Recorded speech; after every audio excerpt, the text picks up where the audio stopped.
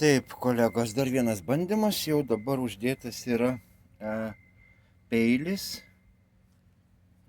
Tikiuosi jisai bus labai puikiai, nes yra ir apsauga. Praeina pro apsaugą. Šonus, aišku, reikia pasaugoti. Pats tvirtinimo varžtas jį reikia visi pasižiūrėti, pasukti, kad būtų tvarkingai, keičiant visada nuimo akumuliatorių. Kokia patirtis? Patirtis yra tai, kad tas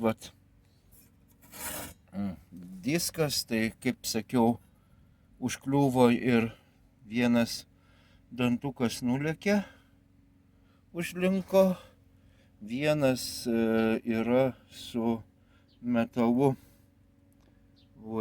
kaip šarvas čia toksai, sakykime, taip pilnai susidėvėjo, įbraukiant į šitą, į kampus visus. Su šituo kampus saugant puikiai viskas ėjo. Plasmasė iš karto vieną sparnuotę nuėjo per kelias minutės, jeigu užkabinu. Nedėjau apsaugos didelės su ratukais, ką galima tris vietas tvirtinti ratukus. Man tai nėra aktualu. Taigi dabar pabandysiu pjauti žolę didelę su šituo peiliu. O šiaip su vienu akumuliatoriu pusę valandos išdirbo be problemų.